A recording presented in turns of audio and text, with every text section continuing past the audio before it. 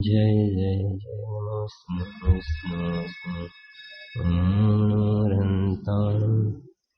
नमो सिद्धाणं नमो आयव्याणं नमो वज्रायाणं नमो लोये सवसानं नमः समय साराय स्वानुभूत्या चकासते चित्स्वभावाय भावाय सर्वभावान्तरच्छिदम् जो विमानवासी हूँ थाय सम्यक दर्शन बिन दुख पाय ते क्षय था वर्तन धरे यो परिवर्तन पूरे करे चहु गति दुख जीव करे परिवर्तन पांच करे सब विधि संसार सारा यहाँ में सुख नाही लगा।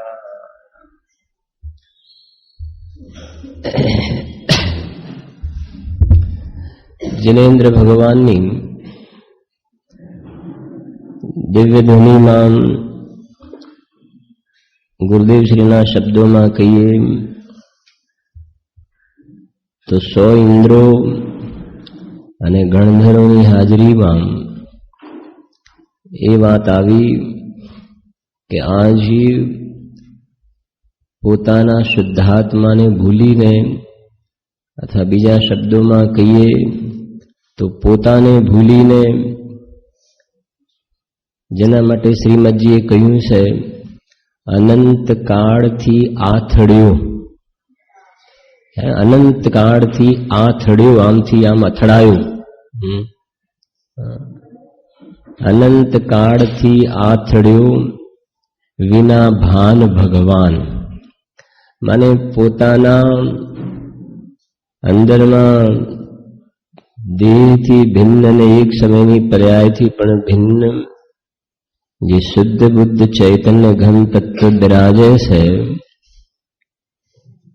એને ભૂલીને આ જે પંચ પરાવર્તન કરી રહ્યો છે. એમાં ગઈકાલે આપણે ક્ષેત્ર પરાવર્તનની વાત કરી હતી, સ્વક્ષેત્ર પરાવર્તન અને પરક્ષેત્ર પરાવર્તન. સ્વક્ષેત્ર અને પરક્ષેત્રનું અંતર એ છે કે ભેદ કેમ કર્યો. સ્વક્ષેત્ર એટલા માટે કહ્યું કે એમાં લબ્ધ પર્યાપ્ત સૂક્ષ્મ નિગોરિયાનો જીવ એ જીવની પોતાની અવગાહના વધતી વધતી મહામત્સ્ય જેવી થાય છે. જીવની પોતાની અવગાહના વધતી જાય છે એટલે ત્યાં સ્વક્ષેત્રની વાત કરી. અને પરક્ષેત્રમાં 343 ઘન રાજુની અપેક્ષા આવી. પરક્ષેત્રની ત્યાં ગાડી વધવાની વાત આવી, એક એક પ્રદેશને સ્પર્શ કરે એમ. એટલા માટે એને અહીંયા પરક્ષેત્ર પરાવર્તન કહ્યું. અને બંનેનો મળીને જ્યારે કાળ પૂરો થાય છે ત્યારે એને ક્ષેત્ર પરાવર્તન કહે છે. એટલે આજે આપણી ભાવના એવી છે કે કદાચ 5-7 મિનિટ ઉપર થાય તો વાંધો નહીં, પણ કાળ પરાવર્તન ને ભવ પરાવર્તનની અત્યારે ચર્ચા કરવી છે. ગણતરી એવી છે, થાય તો ભવની લઈશું, નહીં થાય તો કાલે સવારે લઈશું પછી ભવ પરાવર્તનની ચર્ચા. બરાબર છે? તો જો દ્રવ્ય પરાવર્તન ત્યાર પછી શું આવ્યું? ક્ષેત્ર પરાવર્તન. તો કાલે આપણે જોયું હતું કે ચિત્તમાં એ વાત પણ બરાબર ખ્યાલ રાખવી કે આ એક ક્ષેત્ર પરાવર્તન પૂરું કરતા કરતા તો પેલા પુદ્ગલ પરાવર્તનનો તો ઢગલો થઈ જાય છે. આ બાજુ અનંત પુદ્ગલ પરાવર્તન થાય ત્યારે એક ક્ષેત્ર પરાવર્તન થાય છે. એનું કારણ શું છે કે ક્ષેત્ર પરાવર્તનમાં કેમ સમય વધારે લાગે છે કે દ્રવ્ય પરાવર્તનમાં એવું છે કે જીવ કોઈ પણ જગ્યાએ હોય, લોકેશન એનું ફિક્સ કોઈ પણ જગ્યાએ હોય અને ગ્રહિત અગ્રહિત મિશ્ર પરમાણુને ગ્રહણ કરી શકે છે કોઈ પણ જગ્યાએ અને કવર કરી શકે છે. ત્યારે ક્ષેત્ર પરાવર્તનમાં તો પર્ટિક્યુલરલી 343 ઘન રાજુમાં આ જગ્યા, પછી એની બાજુની, પછી એની બાજુની, પછી બીજે જન્મે તો નહીં ચાલે. એ પ્રમાણે એને બિલકુલ વ્યવસ્થિત એ પ્રમાણે ગમન કરવું પડે છે. સમજણ પડે છે? આ થોડું લાઇટ લઈને ચાલુ છું, આગળ ડિટેલમાં નથી જતો, પણ તમને ખ્યાલ આવે કે આના કરતા આનો કાળ વધારે કેમ? કેમ કે આમાં 343 ઘન રાજ્યમાં ક્રમિક મતલબ બાજુનો જ પ્રદેશ, પછી બીજે તો નહીં, પછી એના બાજુનો જ પ્રદેશ, તો બીજે તો નહીં, એના બાજુનો જ પ્રદેશ, તો એમાં ઘણો ટાઈમ નીકળી જાય છે. જયારે પૂતગલ પરાવર્તનમાં તો ગમે ત્યાં હોય ને, સમજાય છે ને, તો એક પરમાણુ અગ્રહિત ગ્રહણ કર્યા કે ગ્રહિત કર્યા કે મિશ્ર કર્યા તો એ ગણતરીમાં તો લેવાઈ જશે. જયારે આમાં બીજી કોઈ જગ્યાએ જન્મ્યો તો ગણતરીમાં લેવાશે નહીં. એટલે ક્ષેત્ર પરાવર્તનમાં ઘણો ટાઈમ નીકળી જાય છે. હવે એના પછી આજે આપણે જેનો સ્વાધ્યાય કરવો છે એ છે કાળ પરાવર્તન છે. કાળ પરાવર્તનની વાત જયારે આપણે એક એક પરાવર્તન બહુ એવા છે કે કાળ પરાવર્તનની તમે જયારે આપણે વાત સાંભળશો ત્યારે તમને એકદમ અંદરમાંથી થશે કે શું વાત કરો છો, કાળ પરાવર્તનનો આટલો બધો કાળ જાય. તો તમે એ વાત બરાબર જાણો છો કે કાળ પરાવર્તનમાં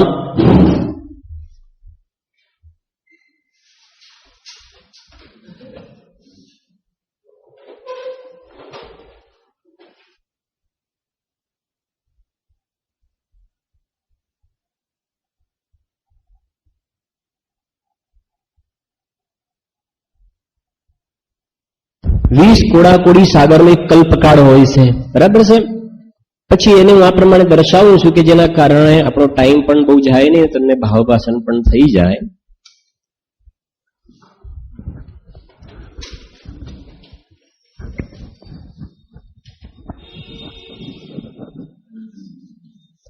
ઉત્સર્પિણી આમ જાય છે અને આ છે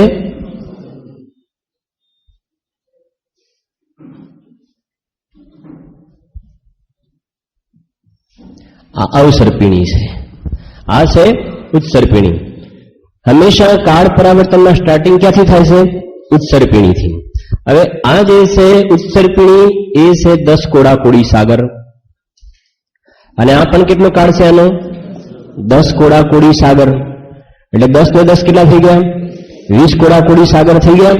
હવે એના પણ કાળનું વિભાજન કરી દઉં છું થોડુંક, કે તમે અવસર્પિણીથી થોડું સમજાવું છું એટલે ખ્યાલ આવે કે આ જે છે ને પહેલું અહીંયાથી આટલું એ 4 કોડાકોડી સાગર, પછી આ એનાથી નાનો 3, 4 ને 3 7, આ આવ્યું 2, 4 ને 3 7 ને 2 9, આટલે સુધી ભોગભૂમિ હોય છે, ભોગભૂમિ.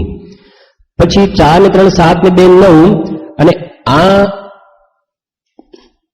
અવસર્પિણીનો પહેલો કાળ આ આવ્યો, આ પહેલો, બીજો, આ ત્રીજો, પછી ચોથો, અહીંયા થોડીક માપમાં ભૂલ થઈ છે મારે, નાનું બતાવી દઉં છું, ચોથો, પાંચમો અને છઠ્ઠો કાળ.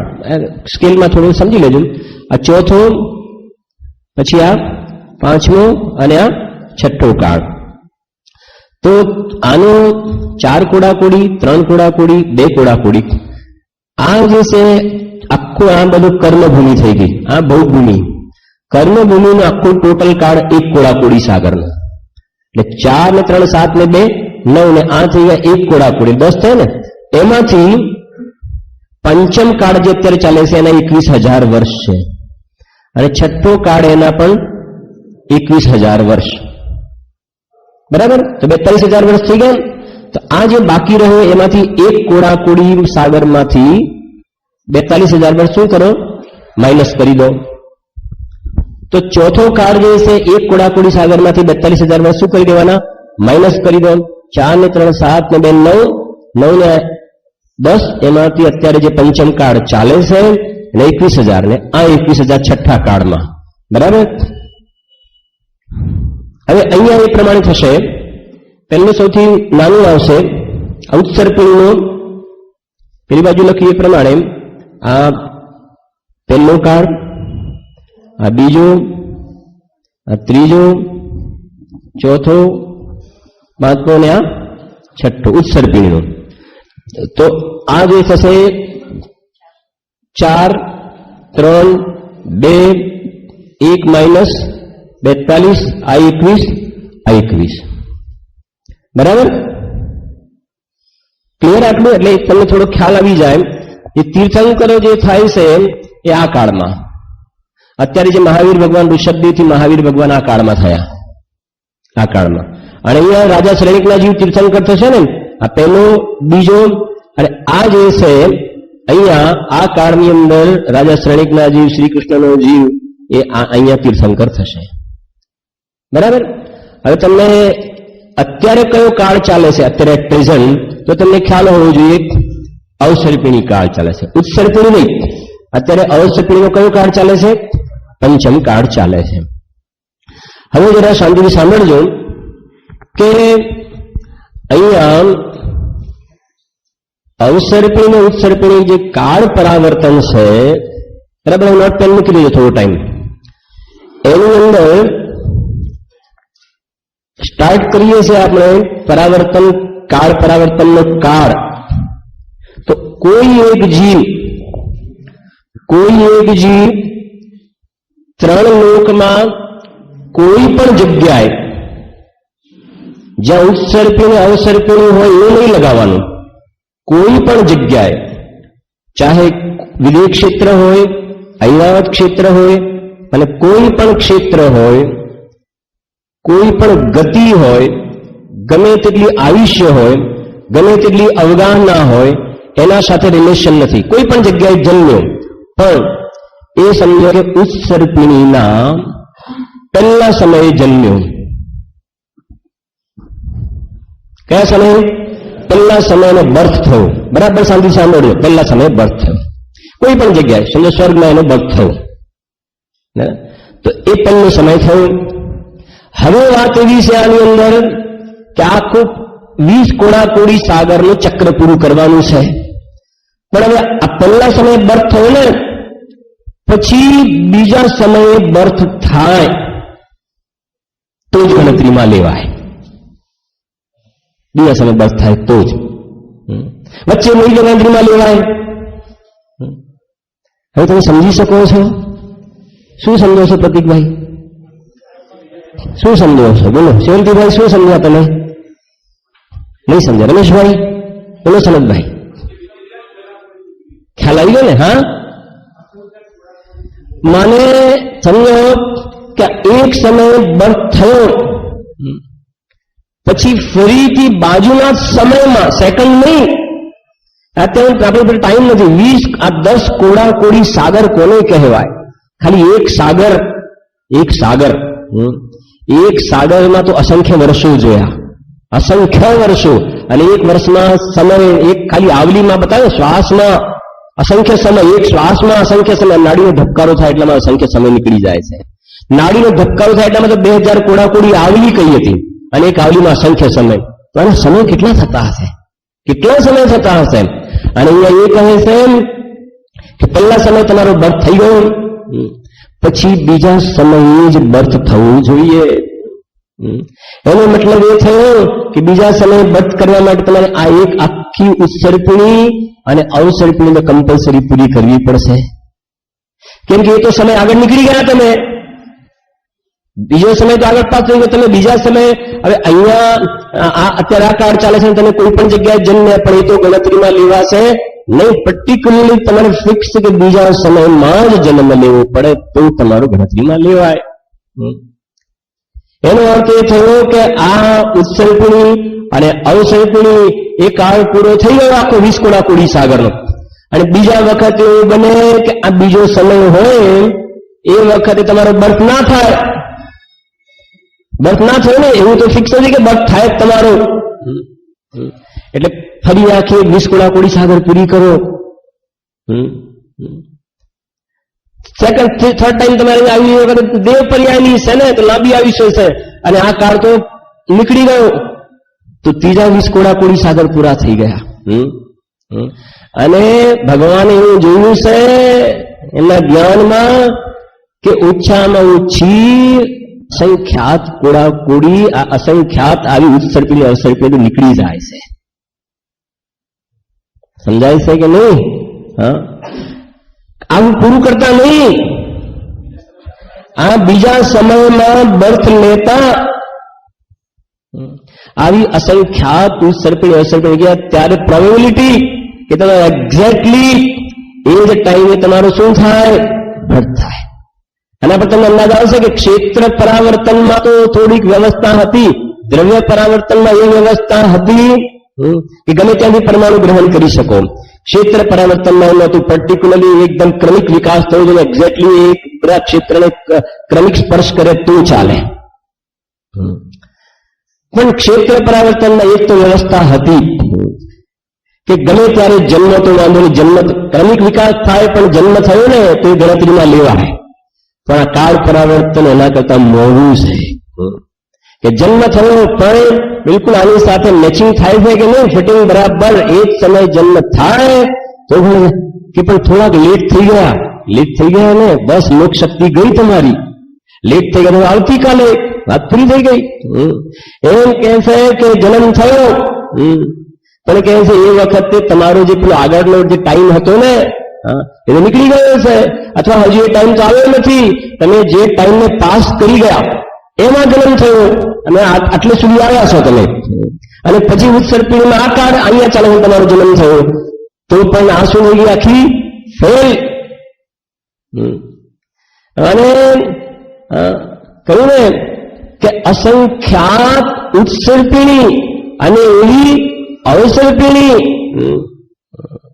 એક આટલેથી આટલે કવર કરતા થશે. મતલબ ત્યાં સુધી તો જીવ સંસારમાં જન્મ મરણ જે ચક્ર જે છે એનું ચાલ્યા કરે છે, પરિભ્રમણ કર્યા કરે છે. હવે જસ્ટ તમે આના પર વિચાર કરી શકો છો કે ગુરુદેવ વારંવાર સમ્યક દર્શનનો મહિમા કેમ કહેતા હતા. શા માટે સમ્યક દર્શન? ગુરુદેવ મારે ભગવાનની દિવ્ય ધ્વનિમાં શા માટે સમ્યક દર્શન કહેવાય? તમે જોયું હશે, આપણે કાલે થોડું જોયું તો ફરી તમને યાદ કરાવું છું, ફરી પણ યાદ કરાવીશ કે આ જે આખું જોયું હતું ને કાલે કે મને આવું એક કાળ પરાવર્તન કમ્પ્લીટ પૂરું ક્યારે થાય કે આવા ક્ષેત્ર પરાવર્તન અનંત થાય. એ તો આપણે પહેલા પાઠમાં શીખ્યા હતા. દ્રવ્ય પરાવર્તન અનંત દ્રવ્ય પરાવર્તન પૂરા થાય, પેલો જે કોઠો એ અનંત દ્રવ્ય પરાવર્તન પૂરા થાય ત્યારે તો એક ક્ષેત્ર પરાવર્તન પૂરું થાય છે. એનો મતલબ એક ક્ષેત્ર પરાવર્તનમાં દ્રવ્ય પરાવર્તન તો ખૂબ થઈ જાય છે. પણ એ કહે છે કે એ પ્રમાણે આ ક્ષેત્ર પરાવર્તન જે છે એ અનંતવાર થાય. નરકોની અંદર, ત્રિઅંશમાં, એકેન્દ્રિયમાં, વિકલત્રયમાં, ક્યારેક સ્વર્ગમાં જાય, ક્યારેક મનુષ્ય થાય. તો મનુષ્ય તો ક્યારેક થાય છે, કેટલો ટોલ ટેક્સ ભરવું પડે છે, ત્યારે મનુષ્યની પ્રજા મળે છે. નરકના દંડા ખાઓ, નિગોદમાં જાઓ, કીડામાં જાઓ, મકોડામાં જાઓ, અનંત કષ્ટ સહન કરો, પછી મનુષ્યનો ભાવ મળે. અને એમાં મુંબઈમાં 1 રૂપિયામાં ગયા. હવે મુંબઈમાં ગયા તો માછીમારના ત્યાં જવું પડે. ખ્યાલ આવે છે કે નહીં? અજૈનના ત્યાં પણ જાય, જૈનના ત્યાં પણ જાય. એમ ટોલ ટેક્સ ભરીને મનુષ્યનો ભાવ મળ્યો. એમાં માંસાહારીના ત્યાં જન્મ થાય, શાકાહારીના ત્યાં થાય, અજૈનના ત્યાં થાય, જૈનના ત્યાં થાય, ગ્રહિત ઇચ્છાત્મનું પોષણ થતું હોય ત્યાં થાય. એવું તો જરૂરી છે નહીં. 1 રૂપિયો ટોલ ટેક્સ ભર્યો પછી દિગંબર જૈન ગુરુદેવની આમનામાં ત્યાં જ લઈ જાય તમને, બસ એવું તો ફિક્સ છે નહીં. એમ કે છે હા જૈન કુલ એની અંદર બિલકુલ એ ટોલ ટેક્સ ભરીને હવે મુંબઈમાં ગયા તો ટોલ ટેક્સ ભરીને પછી એમને હાથ દઈને પાછા આવ્યું તો મૂર્ખતા કહેવાય. એમ કહે છે આટલા દુઃખો સહન કરતો જીવ અહીંયા આવ્યો છે. કાલે સાંજે કહ્યું ને રત્નોથી ભરેલું જહાજ ડૂબી ના જાય. જવાબદારી છે દરેકની પોતાના માથે. એટલે તો દૌલતરામજી જ્ઞાની પુરુષોએ ઘણું કહ્યું છે, યહ માનુષ પર્યાય સુકુલ સુની વો જીન વાણી એ લીધે ગઈ ન મિલે સુમણી જ્યો ઉદધી સમાન. આના પરથી આપણે કલ્પના કરી શકીએ છીએ કે આવી જાતિના ક્ષેત્ર પરાવર્તન બોલવું અલગ છે, પણ તમે એને જ્ઞાનમાં લો. જેમ ધંધામાં કે ભાઈ ફલાણી જગ્યાએ પૈસા રોક્યા હતા કે લાખના સીધા અમે તો કરોડ મળી ગયા. લાખ બોલો તો કરોડ, પણ કરોડ બોલતા અંદરમાં જે આમ કેવા કરોડ દેખાય છે. કેવા કરોડ દેખાય છે. એમ અહીંયા આ ક્ષેત્ર પરાવર્તન, કાલ પરાવર્તન એમ કહેતા જીવને અંદરમાં આ જીવે એનો ભૂતકાળ કેવા દુઃખો સહન કર્યા છે, કેટલી તકલીફો સહન કરી છે. એક ભજનમાં આવે છે, કહ્યું છે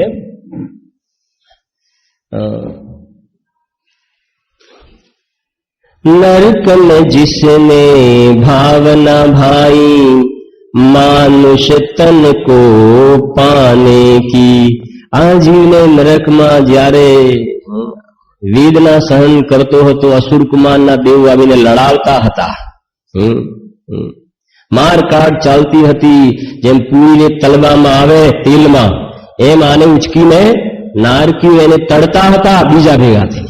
માંસાહારીઓ જે હોય એના શરીરનું માંસ કાઢી એને ખવડાવે, માને કોઈ કષ્ટોનો પારાવાર નહીં. જેમ કોથળાની અંદર આને બાંધીને ઉપરથી જે ઘણથી મારે એ રીતે મારે. બચવાની કોઈ જ્યાં જાય ત્યાં દુઃખ જ દુઃખ.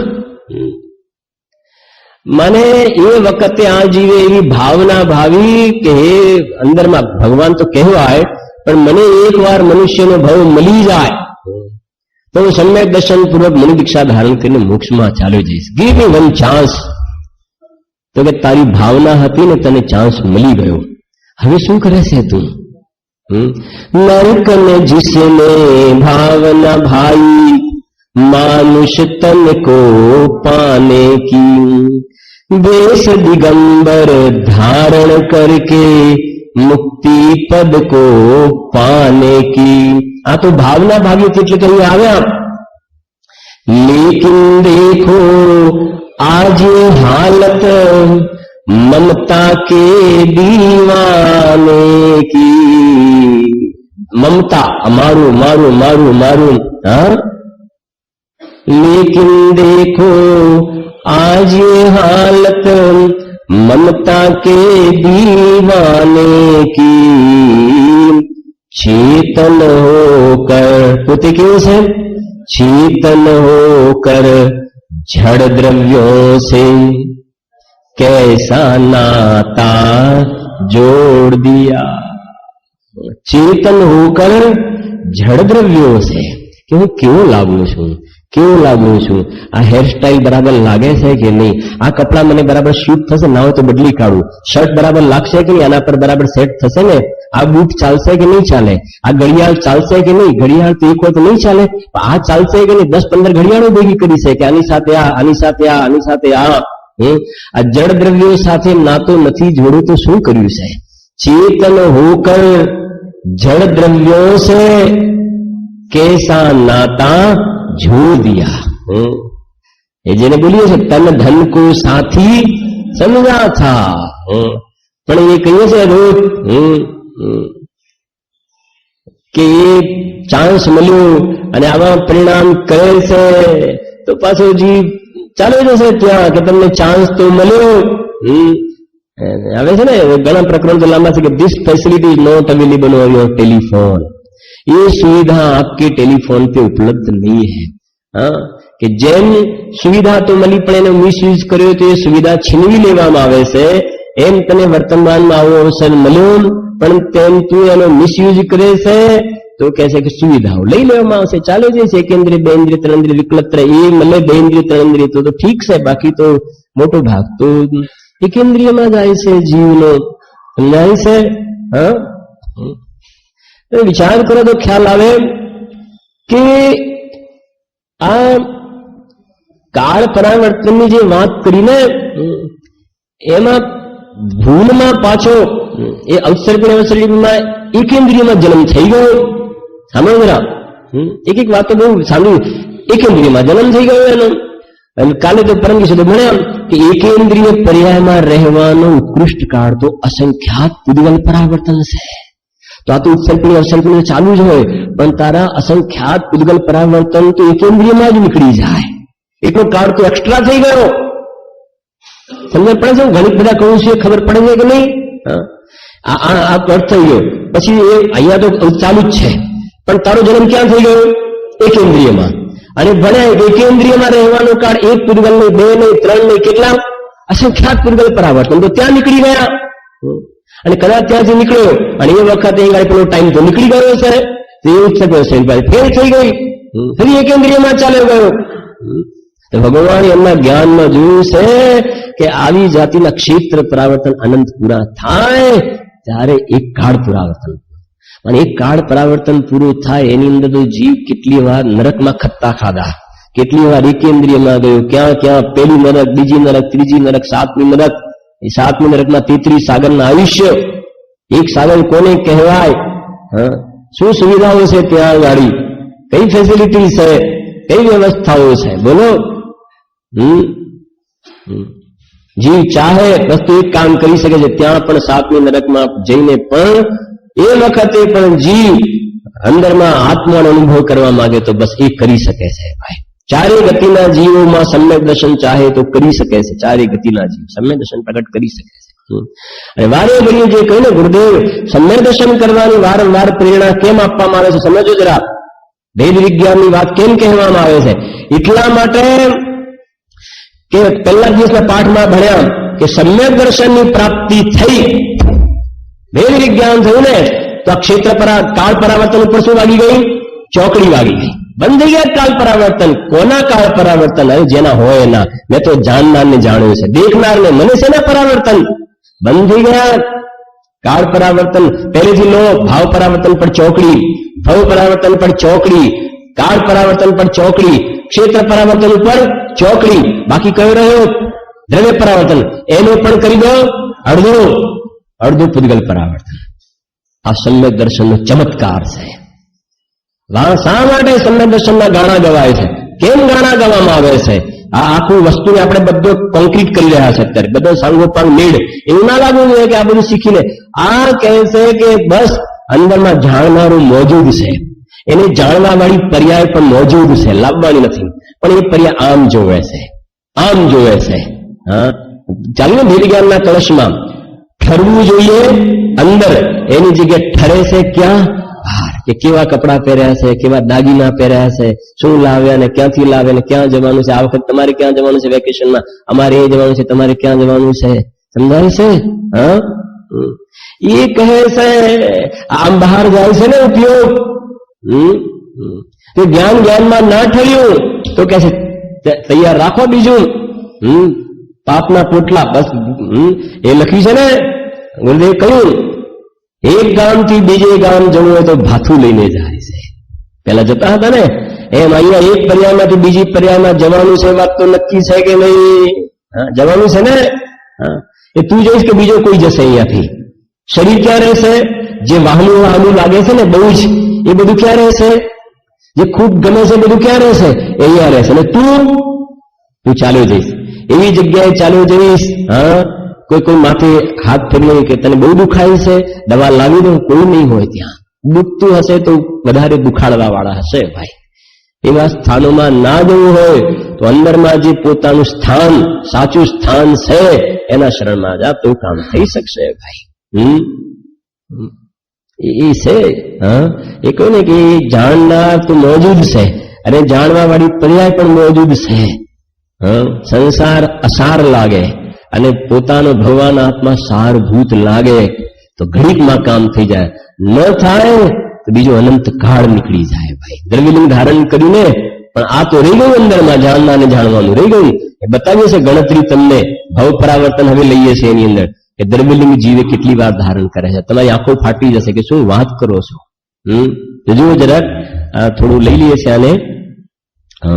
મેં જે કહ્યું એમાં કંઈક વિશેષ લગભગ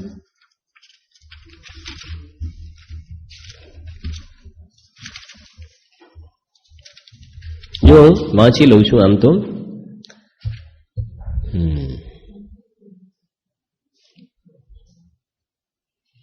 એક પ્રશ્ન છે, સાંભળજો.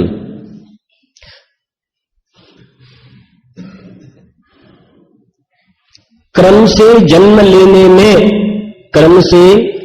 जन्म लेने में एक समय के बाद दूसरे समय में कितनी उत्सर्पिणी अवसर्पिणी निकल सकती है? एक क्रमની વાત ચાલે છે. ખ્યાલ આખી ઉત્સર્પિણી અવસર્પિણી કાળ પરાવર્તન પૂરો કરવાની વાત નથી કરતા. ખાલી એક સમય અને પછી બીજો સમય એને વચ્ચે કવર્ડ કરતા સંસારમાં બીજો પરિભ્રમણનો ટોટલ કાળ કેટલો નીકળી જાય, આ બાજુ કેટલી ઉત્સર્પણી પાસ થઈ જાય છે. ફરી વાંચું છું. क्रम से जन्म लेने में एक समय के बाद दूसरे समय में कितनी उत्सर्पणी अवसर्पणी निकल सकती है? तो जवाब से कम असंख्यात.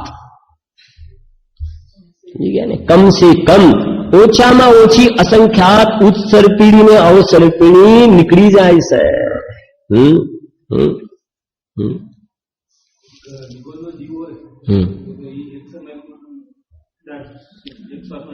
હા,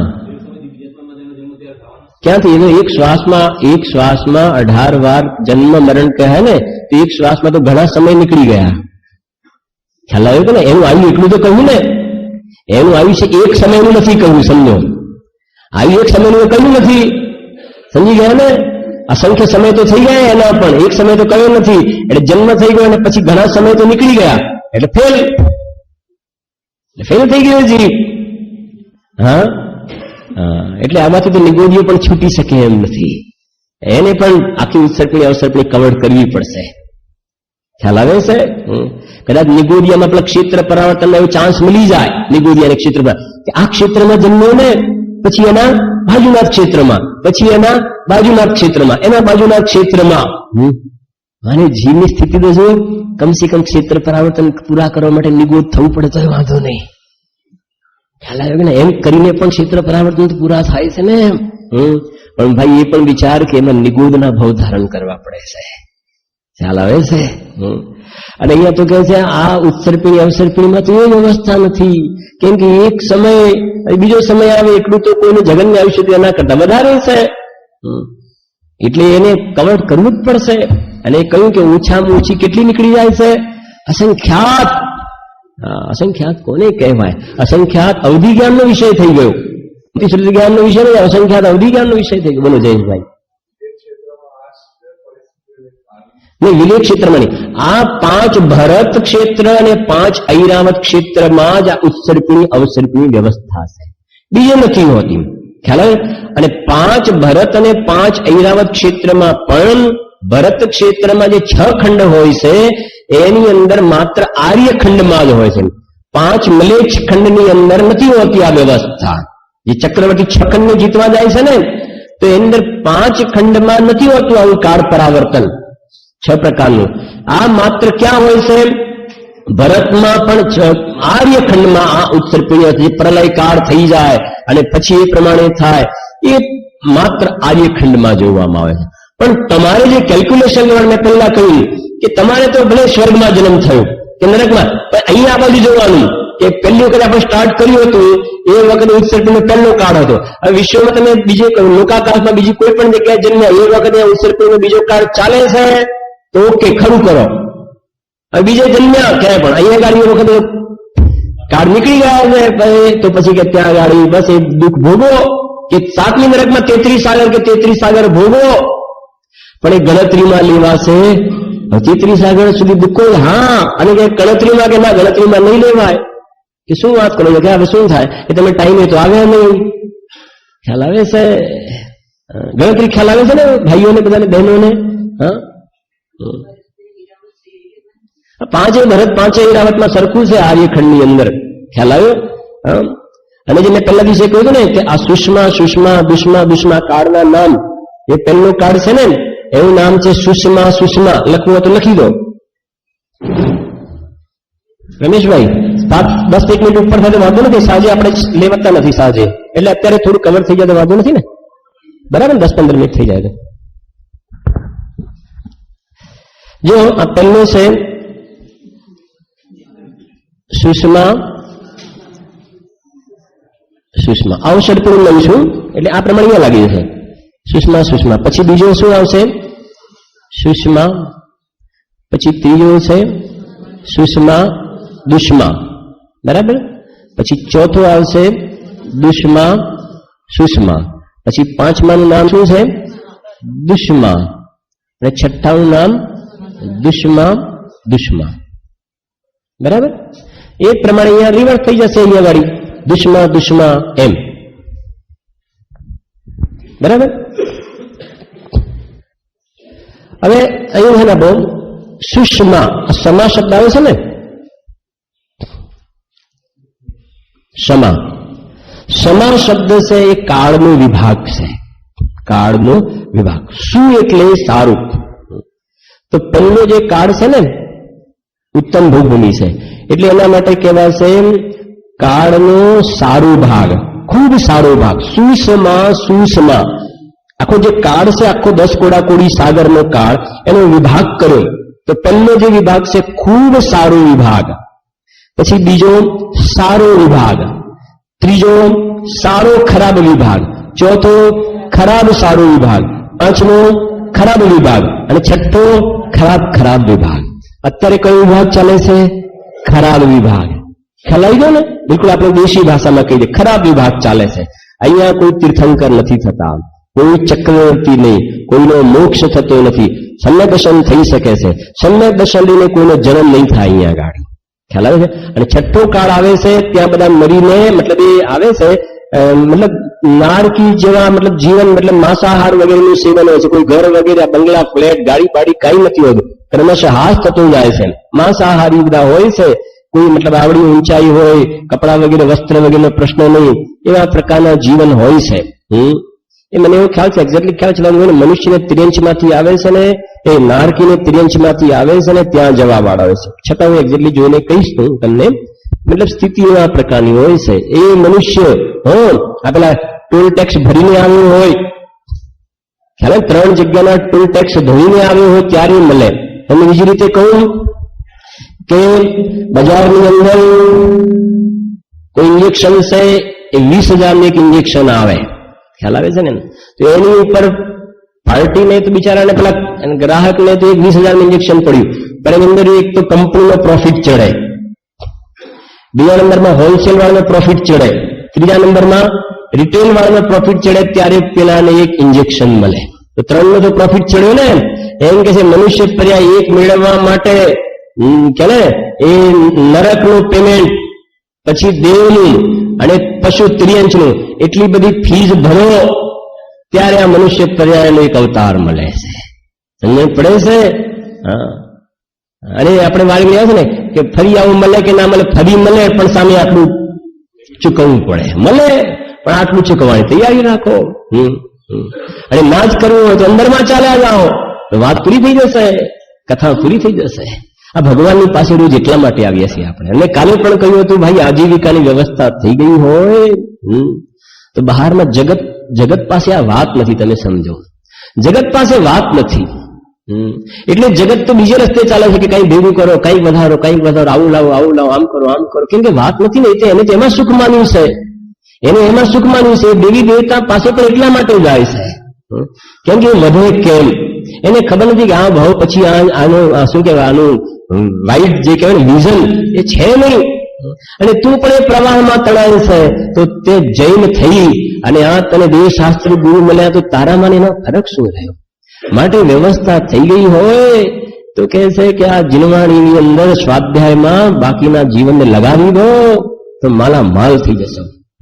નહીં તો અત્યારે જે બધું બહારમાં માલામાલ દેખાય છે ધૂળધાણી થઈ જશે. ભાઈ આ બિલકુલ પરમ સત્ય વાત છે, રિયલ ટ્રુથ છે. આ બેસે ના બેસે બીજા નંબરની વાત છે.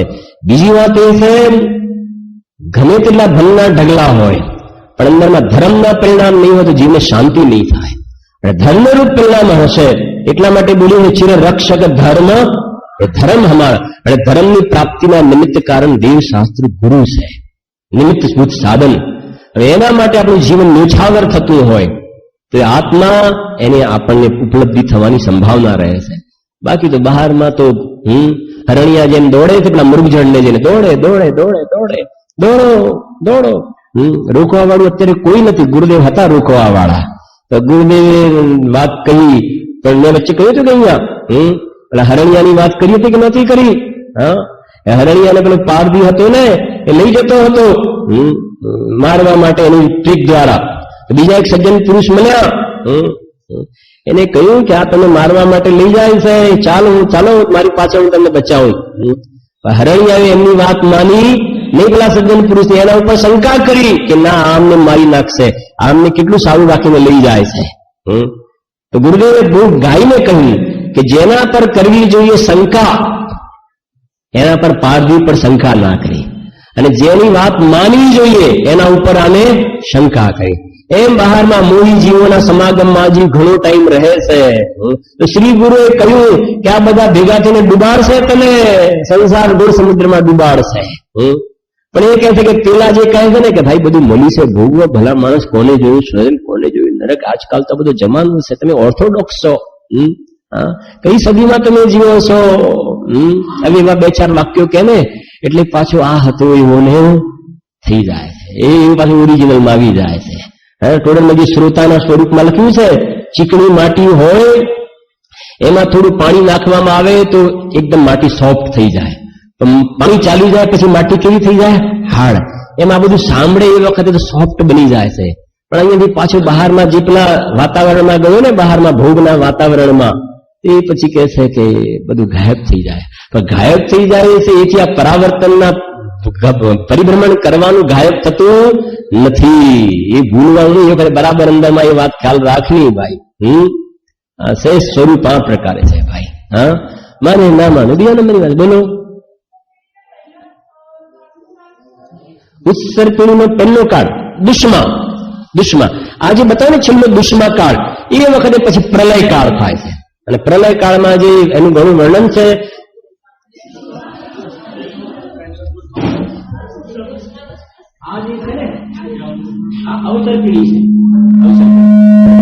અત્યારે ચાલે છે અવસર પીઢી, એ મેં બતાવ્યું છે પેલું. એટલે આજ અત્યારે પંચમ કાળ પછી છઠ્ઠો કાળ, એમાં પ્રલય કાળ થશે. અલગ અલગ પ્રકારની વર્ષાઓ થશે, ઝેરની વર્ષા, કાંટાની, અગ્નિની, અને બધી પૃથ્વી એ પ્રકારે થશે પ્રલય કાળ. થોડાક જીવો બચશે, એ બધો અલગ વિષય છે, ક્યારેક એની પણ ચર્ચા કરીશું આપણે. હા, સાંભળો કે એ કહે છે અહીંયા પ્રલય થયું છે ને, પછી થોડા જીવો બીજા પર્વત ઉપર લઈ જાય છે, થોડા પછી જાય છે, એ પ્રમાણે જેનો ઇતિહાસ છે. પછી ફરીથી અહીંયા ઉત્સર્પિણી કાળ, એનો પણ દુષ્મા કાળ છે. દુષ્મા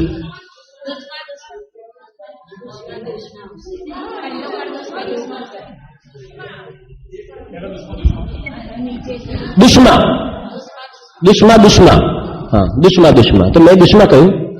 હા, દુષ્મા કાળ કહ્યું. ચલો, સારી વાત છે કે બધા મતલબ મારી સાથે એમને નથી ચાલતા, સમજીને ચાલે છે. ચલો, એક એક્ઝામ તો થઈ ગયું ને આજે. હા, દુષ્મા બરાબર. એટલે આ દુષ્મા હતો ને, પ્રલય કાળ થયો. બરાબર, સમજવું સાંભળ્યું. અહીંયા આ કાળમાં ક્રમિક વિકાસ થાય છે. સાંભળો, ક્રમિક વિકાસ.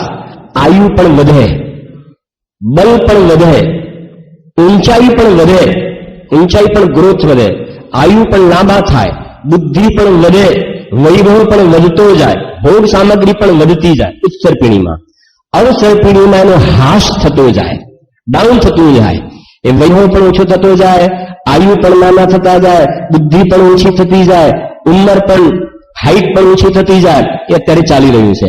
આ પ્રલય કાળ થઈ ગયો પછી 49 ડેઝ આવે છે એ પ્રમાણે ગણતરીના, અને પછી એગાડી સારા પ્રકારની વૃષ્ટિને એ પ્રકારે ચાલુ થાય. અને 49 દિવસ પછી 10 લક્ષણનો પહેલો દિવસ આવે છે. પહેલો દિવસ ભાદરવા સુદ પાંચમ, એ બિલકુલ ઇતિહાસ છે, ત્યાંથી સ્ટાર્ટ થાય. અને અહીંયાથી પછી સારા પ્રકારની વૃષ્ટિ થાય, અમૃતનો વરસાદ, અને એ પ્રકારે શાંત બધી 7 દિવસ સુધી વૃષ્ટિ થાય, કે જેના કારણે જે પૃથ્વી છે એકદમ બિલકુલ સોફ્ટ થઈ જાય છે. પછી બધી ચીજ વસ્તુ ઉગવાનું, કે પ્રમાણે આર્ય પ્રકૃતિનો જીવમાં ઉદય થવાનો, વિકાસ થવાનો ચાલુ થાય છે. તો એ અહીંયા જોવામાં આવે છે. ખ્યાલ આવ્યો? જે ભક્તામર વગેરેમાં આવે છે ને, છે ને અંદર કલ્પાંત કાલ છે ને, હા, એ આવે છે ને અંદર. હા હા, અવસરિત પીઢીનો ચોથો કાળ, આખો ચોથો કાળ. ઉત્સર પીઢીનો ત્રીજો કાળ, ખ્યાલ ને. ભોગ આ છે, સમજો, ભોગ ભૂમિ. આ છે ભોગ ભૂમિ. ભોગ ભૂમિમાં રહેલા જીવો, ત્યાં પ્રશ્ન નથી થતો, એ જીવો નિયમથી સ્વર્ગમાં જવા આવે. તીર્થંકર મોક્ષમાં જવાનું છે. એટલે આ ભોગભૂમિના જીવો નિયમથી સ્વર્ગમાં જાય. પછી ભોગભૂમિ પૂરી થઈને આ કર્મભૂમિનો પ્રારંભ થયો. કર્મભૂમિનો તો કર્મભૂમિનો પ્રારંભ થાય ત્યાં આગળ 24 તીર્થંકર 1 by 1 થાય છે. એ 42,000 વર્ષ માઇનસ કરી નાખો એક કોડાકોડી સાગરમાં, એટલામાં તીર્થંકર થઈ જાય. અત્યારે હુંડાવસર્પિણી કાળ ચાલે છે. કેટલાય કલ્પકાળ પછી હુંડાવસર્પિણી કાળ આવે. એટલા માટે ઋષભદેવ ભગવાન આ ભોગભૂમિ પૂરી થવાની હતી એનો કાળ, એમનું જે આયુ છે 84 લાખ પૂર્વ કહ્યું ને, એ પહેલા કર્મભૂમિનો પ્રારંભ થઈ ગયો. થોડો વહેલો કર્મભૂમિનો પ્રારંભ થઈ ગયો. એટલે એ વખતે એમનો જન્મ થઈ ગયો ત્યાં. અને એ 3 વર્ષ 8 માસ અને 15 દિવસ આ ત્રીજો કાળ પૂરો થવાના બાકી હતા. પહેલા મોક્ષે ચાલ્યા ગયા. ખરે ત્રીજા કાળમાં મોક્ષે ગયા ઋષભદેવ, ચોથા કાળમાં નહીં, ત્રીજા કાળમાં ગયા. સમજાય ને? પણ એ કહે ને અછેડા નથી કહેવાતા અમુક. હુંડાવસર્પિણી કાળની અંદર થોડી આવી ઘટનાઓ ઘટે છે. 3 વર્ષ 8 માસ અને 15 દિવસ. સમજાય છે? મહાવીર ભગવાનનો જીવ ચોથો કાળ એ પૂરો થવાના 3 વર્ષ 8 માસ અને 15 દિવસ બાકી હતા, મોક્ષે ગયા. ખ્યાલ આવે છે? 3 વર્ષ 8 માસ ને 15 દિવસ એ મોક્ષે ગયા. એ પ્રમાણે છે. પંચમ કાળ એ જયારે પૂરો થવાનો હશે, એના 3 વર્ષ 8 માસ અને 15 દિવસ જયારે બાકી હશે, ત્યારે છેલ્લો કલ્કી કે ઉપકલ્કી જે છે એ મુનિરાજ, આર્જિકા, શ્રાવક ને શ્રાવિકા 4 નામ છે. બરાબર છે? એ 4 ને ઉપર એનો રાજા ટેક્સ લગાવે છે કે કોણ ટેક્સ નથી ભરતું? ત્યાં મુનિરાજ છે ટેક્સ નથી ભરતા, એટલે ભોજન પર ટેક્સ લગાવે, કોળીઓ લેના પર આહાર પર ટેક્સ. તો અંતરાય આવે છે. અને આ 4 ત્યાં સુધી ધર્મ ટકશે, પંચમ કાળના અંત સુધી ધર્મ ટકશે. એ આ વાત છે. ખ્યાલ આવે કે ના? અને છેલ્લે એક અવધિ જ્ઞાનીને ખ્યાલ આવે છે ને, એ પછી આખી ઘટના છે. અને આ તરત જ સમાધિ મરણ લઈ લે છે, આહાર વગેરેનું પાણીનો ત્યાગ કરે છે કે રાજાએ ટેક્સ નાખ્યું છે. એ પ્રમાણે પછી ઘટના ઘટે છે અને દેવ આવે છે ને પછી કલ્કી ઉપકલ્કીની પ્રમાણે એને એ પ્રમાણે કે તે આવું કામ કેમ કર્યું, એને જે છે ઇતિહાસ છે એ પ્રમાણે છે, આખી ઘટના પ્રમાણે છે. ખ્યાલ આવ્યો? એને ઘણા બધા બીજા પ્રશ્નો ઉભા થશે તમને. આપણે એક પેલું લેવું છે ને ભાવ પરાવર્તનનું પણ. બરાબર? એ ક્યારેક આખું આને અલગથી સમજાવીશું, પણ તમને મોટા રૂપમાં ખ્યાલ આવે કે આવી રીતે છે. હવે જો હવે આપણે આવીએ છીએ, અમે તમને કહ્યું ને એટલા માટે કે એકની વચ્ચે બીજો જતા ઓછામાં અસંખ્યાત ઉત્સર્પિણી અવસર્પિણી નીકળી જાય છે. અને લખ્યું છે વધારેમાં વધારે જો લખ્યું કમ સે કમ અસંખ્યાત अधिक से अधिक अनंत उत्सर्पिणी अवसर्पिणी पर निकल सकते. सुरेशभाई ख्याल है? अनंत पर निकली जाए उत्सर्पिणी अवसर्पिणी. बीजो आता हो बीजो उत्सर्पिणीनो बीजो क्रमમાં કાળ આવતા અનંત ઉત્સર્પિણી અવસર્પિણી પણ પાસ થઈ જાય ત્યારે બીજો. હવે એ તો આખું આ પ્રમાણે ઉપર જઈને નીચે આવવાનું છે. હવે સાંભળો જરાક, આ તો અધૂરું થયું છે હજુ. હવે તમારી હજુ આમ કમકમાટ થઈ જાય કે શું કહો છો તમે? આ નીચલી જમીન ખસવા લાગશે કે આ પ્રમાણે ક્રમિક થતું થતું થતું બધું પૂરું કરી દીધું ને, કે હવે તો પૂરું થઈ ગયું કે નહીં? કે ના, કે આ જન્મ કર્યા ને એ પ્રમાણે ક્રમથી મરવાનું પણ ખરું. ક્રમથી પછી શરૂ કરવા કે આખું આ પ્રમાણે કે બધું કવર થયું આટલો ટાઈમ કે હવે પહેલા ઉત્સર્ગ પહેલા સમય મરણ, કોઈ પણ જગ્યાએ તમે મર્યા, સ્ટાર્ટ અહીંયા સ્ટાર્ટ તમે મર્યા, બીજા સમયે જ મરણ, ત્રીજા સમયે જ મરણ, ચોથા સમયે જ મરણ, બીજી કોઈ ટાઈમે મરણ થયા તો ગણતરીમાં લેવાના નહીં. નિખિલભાઈ એ પ્રમાણે ઉત્સર્પિણીનો ને અવસર્પિણીનો જન્મનો અને મરણનો કમ્પ્લીટ કાળ આખું પૂરું થઈ જાય ને ત્યારે એક કાળ પરાવર્તન પૂરું થાય છે. અને એક કાળ પરાવર્તનમાં ક્ષેત્ર પરાવર્તન કેટલા થઈ જાય છે? અનંત. અને સામે હવે પેલું દ્રવ્ય પરાવર્તન, એ બાજુ તો ગોડાઉન ભરાઈ ગયા છે. આ છે સ્થિતિ. હવે આવીએ છે ભાવ પરાવર્તન. સાંભળો જરા, ભાવ પરાવર્તન છે. આ બધા વિષયો થોડાક અલગ અલગ, ક્યારેક ક્યારેક વર્ષમાં એકાદ વખત આવી થોડુંક આપણે ચર્ચા કરીશું. આ વિષય થોડો લાંબો હતો, બીજા બધા વિષયોમાં 3-4 પ્રવચનમાં લગભગ બધું કવર થશે. ક્યારેક કરીશું આપણે એકાદ વખત વર્ષમાં આવી થોડીક, એટલે એ બાને એક થોડોક વિઝન એ પણ ખ્યાલ આવે ને. હવે સાહેબ ભવ પરાવર્તન. ભવ પરાવર્તનમાં એક લાઈન વાંચી લઉં છું પહેલા.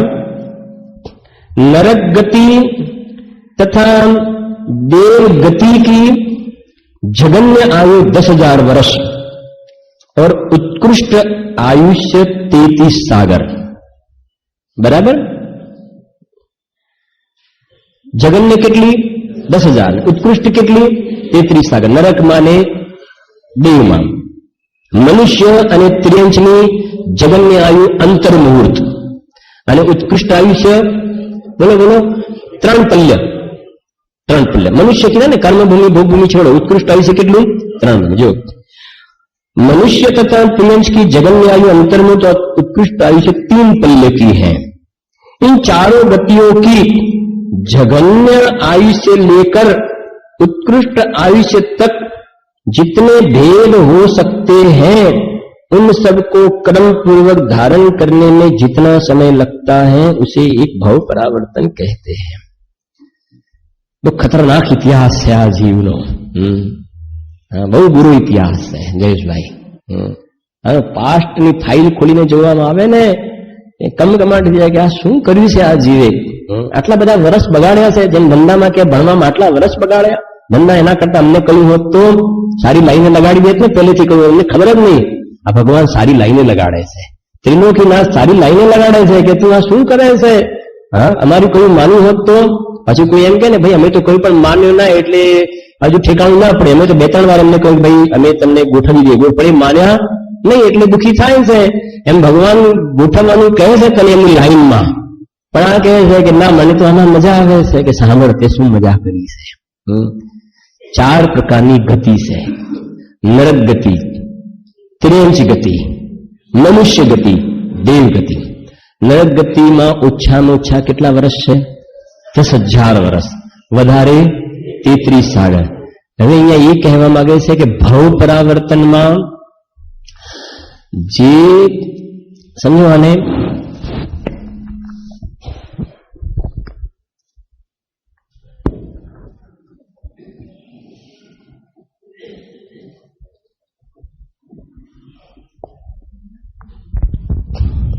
આપણે આટલું બી સમજીએ છીએ જસ્ટ 10,000 વર્ષની સ્થિતિવાળી વાત. બરાબર. અને છેલ્લા કેટલા છે 33 સાગર. બરાબર પ્રતિકભાઈ. 10,000 વર્ષના નીચે છે 33 સાગર. હવે અહીંયા એવું કહે છે ભવ પરાવર્તનના તમારે સ્ટાર્ટ અહીંયાથી કરવાનું. સ્ટાર્ટ અહીંયાથી. પહેલી વાર ક્યાં જન્મવાનું? નરકનું ભવ ધારણ કરો. તો કે ઓકે ચલો નરકનો ભવ ધારણ કરી લીધો. પછી 10,000 વર્ષને એક સમય કે ના એમ નહીં, 10,000 વર્ષના પહેલા સમય બનાવો. 10,000 વર્ષ એના શું બનાવો? સમય. તો એક વર્ષના 360 દિવસ, પછી એક દિવસના કલાક, મિનિટ અને સમય બનાવો તો ઘણા સમય થઈ ગયા ને. તો એટલા સમય બનાવી દીધા. હવે કહે છે કે અહીંયા નરકમાં 10,000 વર્ષની આયુ લઈને જન્મ્યો, પછી એનું મરણ થયું, પછી 10,000 વર્ષને એક સમયે ત્યાં જ બર્થ થવું જોઈએ. ત્યાં પહેલી જગન્ય આયુની સ્થિતિ, કેમ કે એટલા સમય ત્યાં પેલા પૂરા કરવા પડશે. પછી 1 સમય, 2 સમય, 3 સમય આગળ વધવાનું. તો પેલા 10,000 વર્ષના સમય છે એટલા તો એમને વચ્ચે ગુલ્લી મારો તો ચાલશે નહીં. એ તમે બાયપાસ કરી નહીં ચાલી શકો. બીજો કોઈ રસ્તો નથી કે અહીંથી પેલો સર્વિસ રોડ પરથી જતા રહે ટોલ ટેક્સ ના ભરવું પડે એવું નથી. અહીંયા ગાડી સમજણ પડે છે રાજુભાઈ? હા, હજુ 10,000 વર્ષ પૂરા થયા ને પછી કોને 10,000 વર્ષની એક સમયમાં જન્મ લઈ લઈશું કે ના, એવું નહીં થાય. કેમ? કેમ નારકી મરીને કોઈ દિવસે નારકી ના થાય. નારકી નહીં થાય. એ ગતિ અગતિ વાળું ચેપ્ટર છે, એ લઈશું આપણે. કે નારકી નહીં થાય કે દેવમાં જઈને આવે છે કે ના નારકી દેવ નહીં થાય. નારકી નહીં થાય, નારકી દેવમાં નહીં જાય. એ જશે તો મનુષ્ય અથવા તો ત્રિયંશમાં જશે. બરાબર છે. અને કહ્યું ને ત્રિયંશમાં એકેન્દ્રિય ના જાય તો સંખ્યાત પૂર્વક પરાવર્તન નીકળી જાય એવું બને, નક્કી તો છે નહીં. હવે એ કહે છે કે સરવાળે પાછું ધારણ કરીને આવવાનું તો ક્યાં પાછું જ્યાં નથી ગમતું ત્યાં જ જવું પડે. કંપારી છૂટી જાય ને, ત્યાં જન્મો. ફરી બીજો એક સમય, ફરી બીજો એક સમય, ફરી બીજો એક સમય, એ સિવાય વચ્ચે કયા ગણતરીમાં નહીં લેવાનું. એના પરથી જીવ વિચાર કરે કે નરકના જીવે કેટલા ભાવ ધારણ કર્યા હશે, કેટલી નરકમાં ગયો હશે. સમજાય છે? મેં પહેલા પણ કહ્યું, અનંત વાર અસંખ્યાત બોલી જવું અને એની અંદરમાં ડેપ્થમાં જવું બહુ ફરક છે. જે શ્રીમદજી લાઈન હોય ને એનો વિચાર વિવેકપૂર્વક શાંત ચિત્તે વિચાર કરતો. અને શાંતિ લૌકિકમાં પણ થોડું નિવૃત્ત થઈ તો શાંતિ આવશે. એ તો શાંતિ ક્યાં આવશે? ખ્યાલ આવશે ને? 2-2 ને 3-3 મોબાઈલ ચાલતા હોય ત્યાં શાંતિ ક્યાંથી આવે જીવને? ક્યાંથી છે? મેં હમણાં વિચાર કર્યો, દારૂડીઓ દારૂને નહીં, દારૂ જ દારૂડિયાને પી જાય છે. એમ આને મોબાઈલને નથી ખરીદ્યો, મોબાઈલને આનો મનુષ્ય ભાવ ખરીદી લીધેલો છે. સમજણ પડે છે કે નહીં? આને મોબાઈલને ખર્યો છે કે 20,000 નો મોબાઈલ અમે લાવ્યા. અરે કહે છે મોબાઈલે તારો આવો દુર્લભ મનુષ્ય ભાવ ખરીદી લીધો છે. ખબર નથી. મેં પછી કહ્યું ને હવે તો વ્યાપાર ધંધો કરવો એકદમ સહેલું થઈ ગયું. અહીંયાથી ગાડીમાં બેઠા બેઠા વ્યાપાર થઈ જાય. એટલે પેલા પાપ આટલા જલ્દી નહોતા થતા, હવે પાપ કરવાનું સહેલું થઈ ગયું. ખ્યાલ આવે છે? પેલા ત્યાંથી ઓફિસ પર જાય પછી ત્યાં સુધી તો જે સાંભળ્યું હોય એનું ચિંતન મનન તો ચાલે ને. હવે તો શું કેવું, પૂજામાં પણ બેઠો હોય ને પેલું સાયલન્ટમાં રાખ્યો હોય તો સારી વાત છે. ખ્યાલ આવે? સાયલન્ટમાં હોય ને તો આમ પછી ધીમે ધીમે આમ કહેવાનું જોઈ લે, બસ એટલું જોઈ લેશે એટલાથી કામ પૂરું થઈ જાય છે. એનાથી કામ પૂરું નથી થતું જતો. બસ એનો ગ્રાફ ફટ દઈને ડાઉન થઈ જાય છે. એને પેલી પાર્ટી દેખાય છે, ત્રિલોકીનાથ ગયા ગાયબ.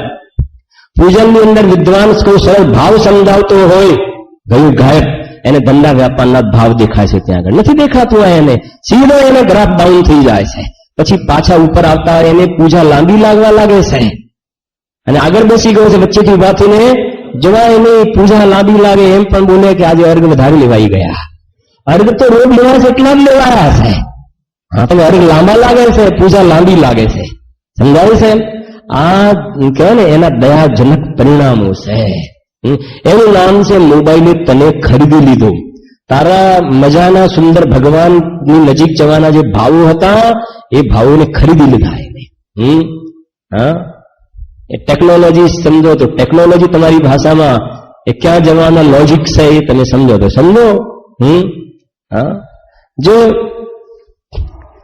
એક સમયે, 2 સમયે, 3 સમયે, 4 સમયે એ પ્રમાણે આગળ વધતા વધતા કેટલા સમય જઈશ ભાઈ? 33 સાગર. 33 સાગર એટલે શું કહેવાય ખબર પડે છે?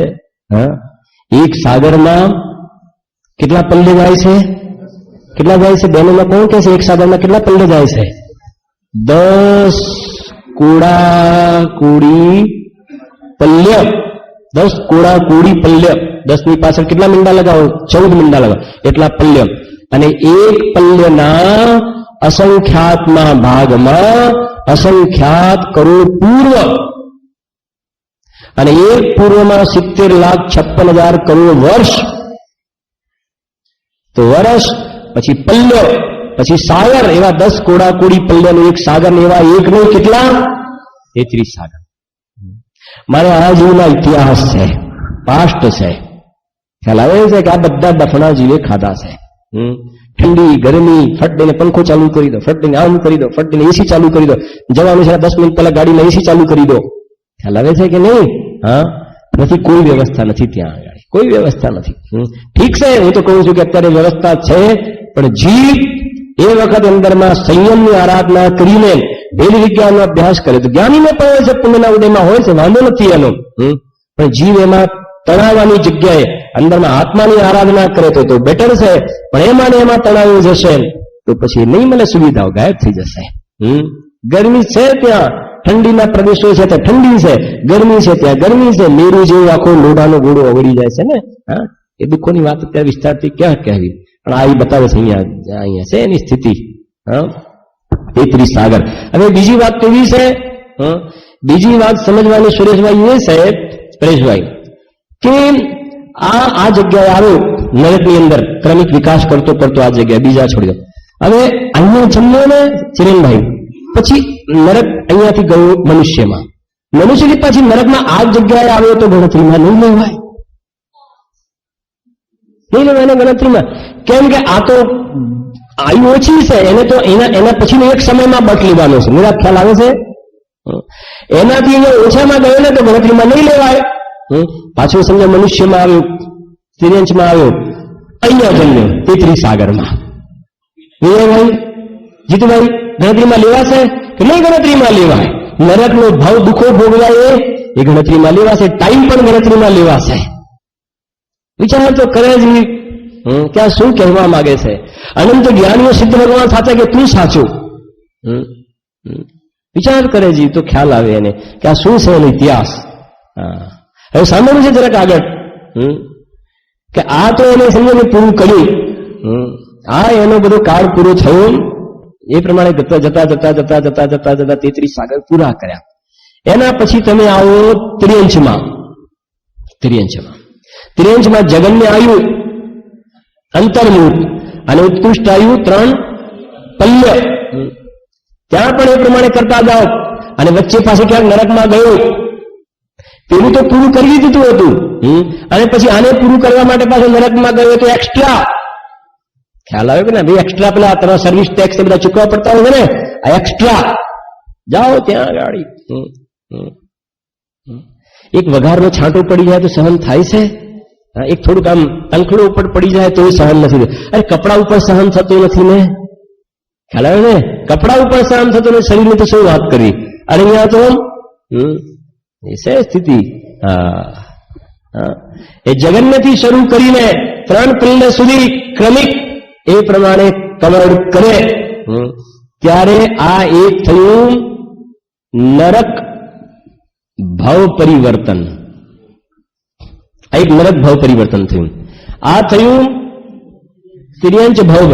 આ સમજો, આ નરક ભાવ પરિવર્તન પૂરું થયું, પણ એમાં જે કાળ જે લાગે એ નરક ભાવ પરિવર્તનનો કાળ તો અલગ. હવે આ તો ક્રમિક પૂરું એ નરક ભાવ પરિવર્તન પૂરું થયું. અને એનો જે કાળ જે થયો ને એ તો દરેક વખતે જે વચ્ચેનું મિસ કરીને એ જે પણ સમય તમારે શું કરતા જવાનું, એ નરક ભાવ પરિવર્તનનો કાળ કહેવાશે. મંગીલાલજી ખ્યાલ આવે છે? અઘરું લાગે છે? હા, અહીં જગન્ય એ પ્રમાણેનો મનુષ્યમાં જગન્ય આયુ અંતર્મુખ ઉત્કૃષ્ટ 3 પલ્ય એ પ્રમાણે કરતા જાઓ.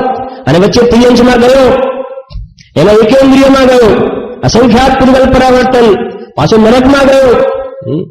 યદ્યપી એકેન્દ્રિયમાંથી જાય છે નરકમાં, પણ સમજો બીજા ત્રિયંશ વગેરેમાં ગયો, ત્યાંથી ગયો નરકમાં, ત્યાં 33 સાગર ગયો, જ્યાં તો મહામચ્છમાં ગયો, મહામચ્છમાંથી ગયો 7મી નરકમાં 33 સાગર. જીવની સ્ટોરી. ભાઈ આ ભગવાન ના મળ્યા હોત તો વિચાર તો કરે જી. મને જીવે એક બીજી રીતે વિચાર કરો તો ખ્યાલ આવે કે ગયા ભવની અંદર આ જીવે એવી કેવા જાતિના પરિણામ કર્યા હશે કે આવા ખરાબ કાળની અંદર, અત્યારે હુંડાલ પંચમ ખરાબ કાળની અંદર આવી બિલકુલ પ્યોર શુદ્ધ વાત એ સાંભળવા મળી છે. એ સમજો ને કે બિલકુલ અંડર એસ્ટિમેટ રંચ માત્ર કરવા જેવી વાત નથી. આ કે ઠીક છે એ તો છે ને. એક ભાઈ તો મને એમ કહેતા કે તમે થોડા વહેલા મોક્ષે જઈશું, અમે થોડા પછી જઈશું. બોલો હવે જીવને ખબર નથી શું બકવાસ કરે છે. કાલે કોઈ એમ કહ્યું હતું, કાલે ક્યાં જવા વાત થઈ ને કે જૈનની વાત છે. આજ સુધી તો એવું તો સાંભળ્યું હતું કે કોઈ કોઈને સમ્યક દર્શન પણ કરાવી દેતું હતું. આપણા સમાજમાં જ હતું. બોલાવે અને પછી તમે આમ કરો, તમે આમ કરો કે આમ મારા કાંતિભાઈ દવાડા ખૂબ કહેતા પણ હતા. એ ચપટી વગાડે પછી આમ કરે ને તેમ કરે કે જાઓ તમને સમ્યક દર્શન થઈ ગયું, જાઓ. પછી અમુકને બેસાડે પછી જે વિધિ કરે બધું અને કે નહીં તમને કેન્સલ, બરાબર છે, તમને થઈ ગયું. સમ્યક દર્શન કોઈ આપતું હતું એ વાત તો સાંભળી હતી. તો કાલે હું સાંભળવામાં આવ્યું કે કોઈ વ્યક્તિ બીમાર હશે અને પછી કોઈને બોલાવ્યા અને દેહ છૂટવાનો પ્રસંગ આવ્યો તો પછી દેહ છૂટી ગયો તો એમના પરિવારે કહ્યું કે એમને બોલાવ્યા હતા અને એમને અમારા બાપુજીનો મોક્ષ કરાવી દીધો. ખ્યાલ આવે છે કે શું કરાવી દીધો? મોક્ષ કરાવી દીધો. હવે સમ્યક દર્શન તો કોઈ આપતું હતું સાંભળ્યું, પણ આટલે સુધી પહોંચે કે મોક્ષ પણ કોઈ કરાવી દે. એ ભાઈ સમ્યક દર્શન એ કોઈ ના કરાવે, મોક્ષે કોઈ ના કરાવે, પુણ્ય પાપના પરિણામે કોઈ ના કરાવે. સ્વયં પોતે પોતાના પરિણામનું કરતા હતા. કોને કરાવે? જો કરાવી શકતો ચિરંભાઈ તો આ તીર્થંકરો આપણને બધાને અહીંયા ના રખડવા દે. આપણને બધાને આગળ પકડીને ક્યાં લઈ જાત? મોક્ષમાં. કરુણાનો ભાવ આપણા ઉપર એટલા માટે તો ગ્રંથો લખ્યા, અને તીર્થંકર પ્રકૃતિનો બંધ તો એટલા માટે થાય છે. વાત્સલ્યમ કહ્યું ને કે જગતના જીવો પણ આ વાતને પામે એવું અંદરમાં પરિણામ થાય છે. એમાં તો તીર્થંકર પ્રકૃતિનો બંધ થાય છે. જો એક દ્રવ્ય બીજા દ્રવ્યનું કંઈ કરી શકતું હોત તો બધા આપણને મોક્ષે લઈ જાત. પણ મર્યાદા એ છે કે ઉપદેશ દેવાનો ભાવ આવે છે, ભાષાના કરતા તો છે નહીં. એ પરિણામ આવે છે, સહેજ એ પ્રમાણે નિમિત્ત સંબંધ રહે છે, અને ભવ્ય જીવો છે એ વાણીનું શ્રવણ કરીને અંદરમાં ઉતરીને પોતાનું કામ કરી લે છે. જવાબદારી તો પોતાની છે. તો સાંભળો જરાક, હવે આગળ જરાક કે આટલે સુધી તો બરાબર છે કે દેવમાં તો સારું ને. દેવની સ્થિતિ બહુ ખતરનાક છે કે દેવને ખતરનાક કે દેવની તો તકલીફ વધારે ખૂબ તકલીફો છે. આ હોળી ધૂળેટીમાં કામવાળા બહેનો ઘેરથી ચાલી જાય કેવી તકલીફો પડે છે.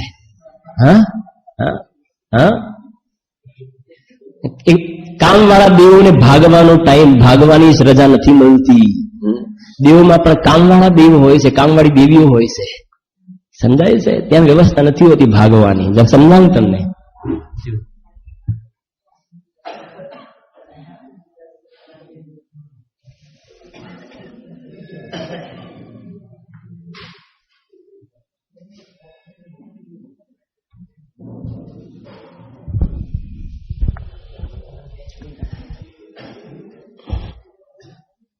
દેવ છે ને, હવે 3 પ્રકારના પરિવર્તન જોયા આપણે વિજયભાઈ. કયા જોયા 3 પરિવર્તન? નરક ભાવ પરિવર્તન, ત્રેંજ ભાવ પરિવર્તન, મનુષ્ય ભાવ પરિવર્તન, હવે દેવ ભાવ પરિવર્તન, દેવના ભાવનું પરિવર્તન. બરાબર.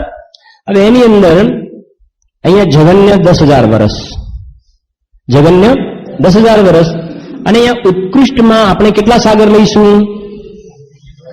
31.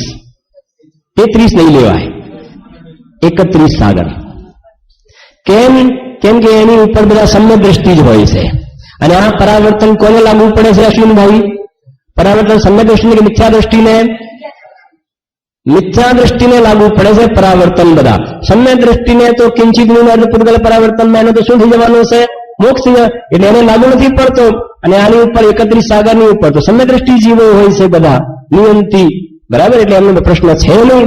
નકુલ અને સહદેવ અહીંયા છે 31, પછી 32 અને 33 અહીંયા છે નકુલ અને સહદેવ સર્વાસિદ્ધિમાં. ત્યાંથી કોઈ તીર્થંકર, નરકમાં અસંખ્યાત જીવો તીર્થંકર પ્રકૃતિ બાંધી રહ્યા છે, ત્યાંથી અમને તીર્થંકર થવા વાળા છે. એ ગતિ આ ગતિનો વિષય છે, લઈશું ક્યારેક. હવે અહીંયા 31 સાગર. હવે આ 10,000 વર્ષથી શરૂ થાય, પછી મેં તમને કહ્યું 10,000 વર્ષ એના બનાવો સમય, એના બનાવો. હવે અહીંયા 10,000 વર્ષની આયુ જન્મ્યો, પછી દેવ મરીને દેવ તો થશે નહીં. જેમ નારકી ના દેવ મરીને દેવ નહીં થાય. દેવ મરીને નરકમાં નહીં જાય. એટલે કાં તો મનુષ્યમાં આવશે, કાં તો ત્રિંશમાં આવશે. મનુષ્ય ત્રિંશમાં આવે પછી 4 ગતિમાં જઈ શકે છે, કાં તો પાછું નરકમાં ચાલ્યો જાય. તો એને ફરીથી 10,000 વર્ષ અને બીજો સમય, ત્રીજો સમય, ચોથો સમય, એ પ્રમાણે 10,000 વર્ષના જેટલા સમય થયા એટલી વાર જન્મ લે, એટલી વાર બર્થ લે. પછી 10,000 વર્ષને 1 સમય, 2 સમય, 3 સમય, 4 સમય, એ પ્રમાણે વધતા બરાબર સમજો. 16 સ્વર્ગ છે. કેટલા સ્વર્ગ છે રમેશભાઈ? 16 સ્વર્ગ. સૌદર મહેશાન છે ને એ પ્રમાણે, આનંદ પરાણદ આરણ અચ્યુત છે ને એ પ્રમાણે છેલ્લે આરણ અચ્યુત 16મા સ્વર્ગ. તો 16મા સ્વર્ગનું આયુષ્ય છે 22 સાગર. કેટલું છે? 22 સાગર. એની ઉપર આવ્યા 9 ગ્રૈવ્યક. 9 ગ્રૈવ્યક. તો આ 22 સાગર અને 9 ગ્રૈવ્યક તેને આપણે જસ્ટ આ પ્રમાણે સમજી લઈએ છે. 1, 2, 3, 4, 5, 6, 7, 8 ને 9. તો આ 23 સાગર, 24, 25, 26, 27, 28, 29, 30 અને 31. આ 22 અને આ 31 સાગર.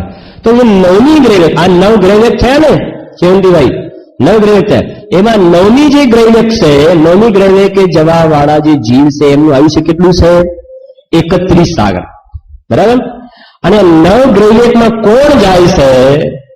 કોણ જાય છે નવગ્રહવેકની અંદર? સમજો, નવમી ગ્રહવેક, આ નવમી ગ્રહવેક સુધી જવા વાળા, અહીંયાથી નવમી ગ્રહવેક સુધી જવા વાળા છે એ મુનિરાજ જ જાય છે. સમ્યક દ્રષ્ટિ હોય, ચોથું ગુણસ્થાન હોય, પાંચમું ગુણસ્થાન હોય, શ્રાવક હોય પંચમ ગુણસ્થાન વર્તી, તો પણ દેવ છૂટશે તો 16મા સ્વર્ગથી ઉપર નહીં જાય. 16મા સ્વર્ગથી ઉપર નહીં જાય, શ્રાવક નહીં જાય. 6 ડાળામાં બોલીએ છે 5મી ઢાળમાં, 4થી ઢાળમાં, યો શ્રાવક વ્રત પાલ સ્વર્ગ સોલમ ઉપજાવે. કયા? સોલમ. યો શ્રાવક, અહીંયાથી શ્રાવક વ્રત પાલ સ્વર્ગ સોલમ ઉપજાવે, 16મા સ્વર્ગ સુધી. ટહતે છે બરાબર થાવર.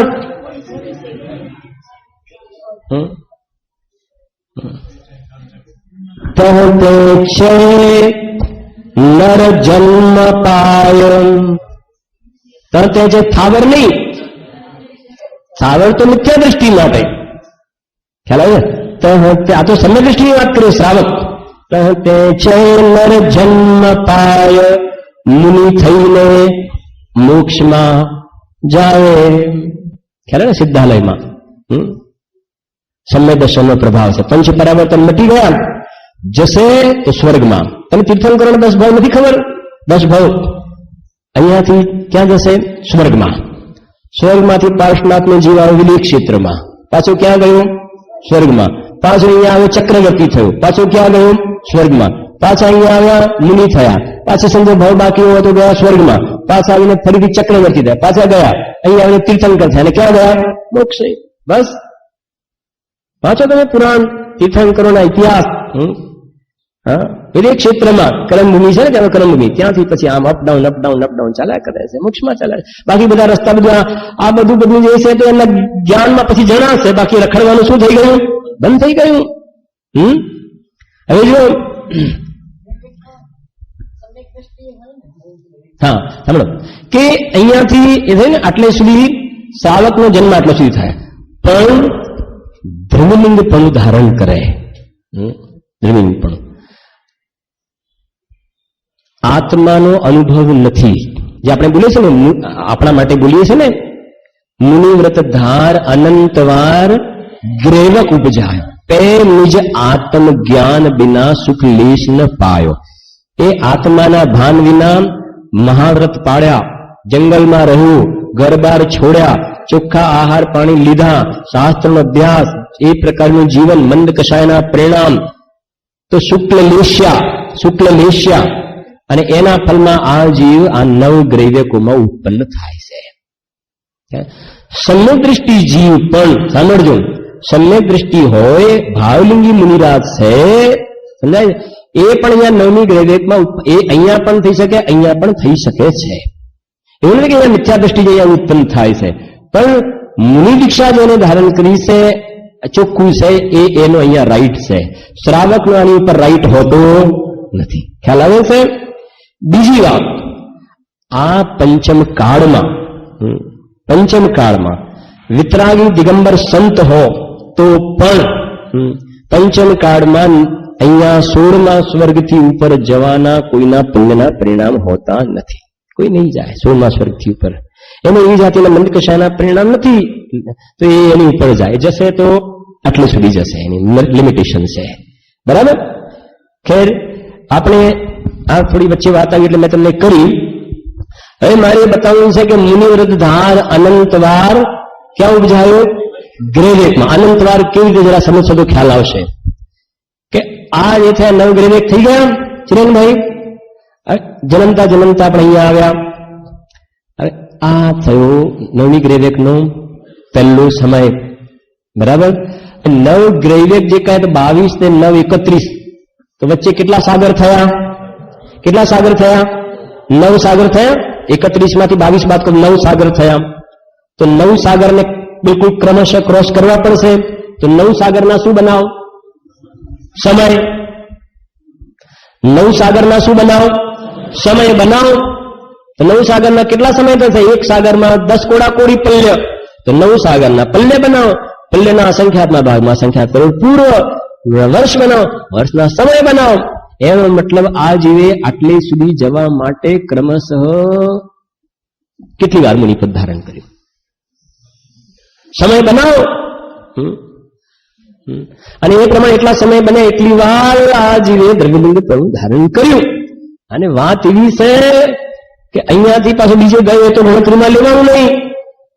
અને પછી ફરીથી અહીંયાની જગ્યાએ અહીંયા દ્રવ્યલિંગ ધારણ કર્યું, એ ગણતરીમાં નહીં લેવાનું. આટલે આવીને અહીંયા ધારણ કર્યું તો એ ગણતરીમાં નહીં લેવાનું.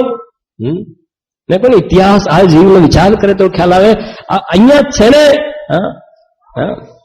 મૃગની નાભીમાં કસ્તુરી છે, શોધે છે બહાર, એમ અહીંયા સુખ છે, શોધે છે બહાર. એટલા માટે 343 ઘન રાજમાં રખડે છે. અને અહીંયા જ્ઞાનીઓ કહે છે અહીંયા તું જો તો કહે છે પરિભ્રમણ બંધ થઈ જશે અને લોકાલોક ઝલકશે. એમાં તને ખબર પડશે કે મેં મારો ભૂતકાળ કેવી રીતનો વ્યતીત કર્યો છે. ખ્યાલ આવે છે? તો આ એક તમને મોટા રૂપમાં બતાવ્યું કે આ ભાવ પરાવર્તન આ પ્રમાણે છે. હવે સમજો જરા આ કમલેશભાઈ, આ ભાવ પરાવર્તન પૂરું થાય ને, એક ભાવ પરાવર્તન, એમાં આ બાજુ ક્ષેત્ર પરાવર્તન કેટલા થાય? ખ્યાલ આવે છે? જયેશભાઈ, અખિલભાઈ, અશ્વિનભાઈ સમજણ પડે છે? અઘરું લાગે છે? હા, અઘરું લાગે તો પણ સમજવાનો પ્રયત્ન કરજો ભાઈ. કે એક ભાવ પરાવર્તન પૂરું થાય એટલામાં તો આ બાજુ ક્ષેત્ર પરાવર્તન તો અનંત ક્ષેત્ર કાળ પરાવર્તન, સોરી, કાળ પરાવર્તન અનંત કાળ. પેલા ઉત્સર્પિણી સમજાવ્યું ને, જન્મ પછી બીજે નહીં ગણવાનું, પાછું મરણ, એ બધું કવર કરે ત્યારે તો એક ભાવ પરાવર્તન પૂરું. એવા અનંત કાળ પરાવર્તન કરે ત્યારે એક ભાવ પરાવર્તન તો ત્યારે થાય છે, ત્યારે એક ભાવ પરાવર્તન થાય છે. ભાવ પરાવર્તનનો કાળ કેટલો લાંબો થઈ ગયો. અને પછી એની આગળ કયો? નહીં, પહેલા ક્ષેત્ર પરાવર્તન. તો ક્ષેત્ર આ એક ભાવ પરાવર્તનમાં કાળ પરાવર્તનનો ઢગલો થઈ ગયો. તો ક્ષેત્ર પરાવર્તન કે તો અમારા મોટા ગોડાઉનમાં જોવા જવું પડશે. અને પછી દ્રવ્ય પરાવર્તન, એના કરતા પણ જગ્યા જોઈ રહ્યા છે એના માટે તો નાની પડે છે જગ્યાઓ, એટલો ઢગલો થઈ જાય છે. વાત એવી છે કે આવી જાતિના પરાવર્તન આ જીવે થોડા કર્યા છે. પેલા સમજ્યું ને કે આખા એક આવું પંચ પરાવર્તન એવા આ જીવે કેટલા પૂરા કર્યા છે? અનંત વાર પૂરા કર્યા છે. એના પરથી પણ નક્કી થાય છે કે આ આત્મા ક્યારનો છે? અનાદિનો છે. અને રોજ કહીએ છીએ એના માટે મને કહેવામાં આમાં કોઈ પિષ્ટ પેશણનો દોષ નથી લાગતો. રિપીટ, જેમાં મારા સ્કૂલમાં હું આજે એક્ઝામ્પલ ગણાવું અને કાલે જે બોર્ડ ઉપર લખવું તો સ્ટુડન્ટ તરત મને શું કહે છે કે સાહેબ આ દાખલો તો કાલે ચાલી ગયું છે. કાલની વાત હું આજે અહીંયા કહું, રોજ કહીશ તો પણ આમાં ગુરુદેવ કહે છે પુનરોક્તિનો દોષ લાગતો નથી. એટલે હું કહું છું કે હવે આપણી આયુષ્ય કેટલી બચી છે, કેટલી બચી છે? 15 વર્ષ, 20 વર્ષ, 25 વર્ષ એ પૂરા કરે તો કરે.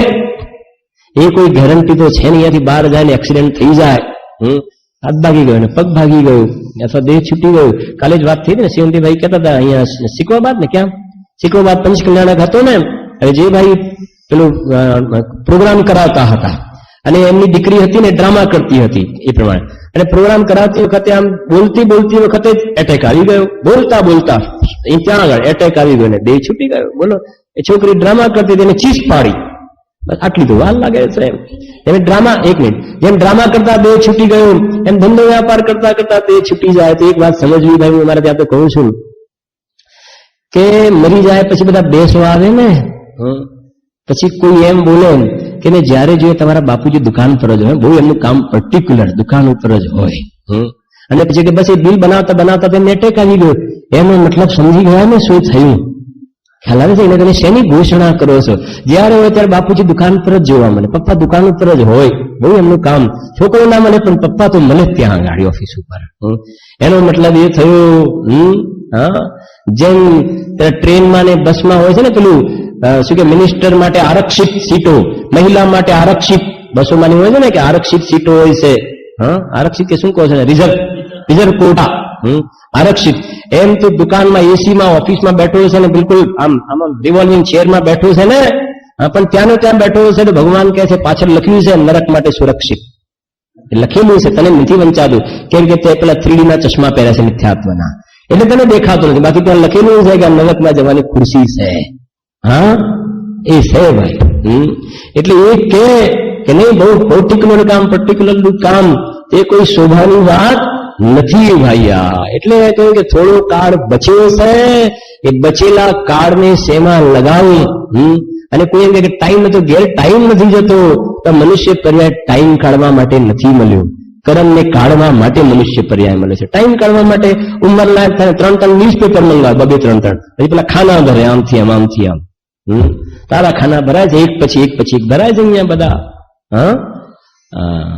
તે પ્રમાણે અહીંયા આપણે ભાવ પરાવર્તનની પણ વાત કરી છે. હવે તમે થોડુંક એક ચાર્ટ હું બનાવું છે, લખી દો, આપણો સમય પણ થવા આવ્યો છે. એક ખાલી ભાવ પરાવર્તન રહે છે, એની વાત કાલ સવારના સ્વાધ્યાયમાં ભાવ પરાવર્તનની વાત કરીશું.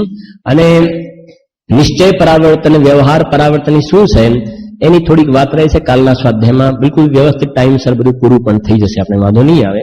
એક ખાલી ચાર્ટ બનાવવું છે, તમે લખી દેજો, કેમ કે આપણું એક્ઝામ 50 માર્કનું પેપર છે, એમાં 10 માર્કનો આ ચાર્ટ આપણે પૂછેલો છે. મેં કાલે તમને સાંજે કહ્યું પણ હતું, બરાબર? એટલે ખ્યાલ પણ આવી જશે.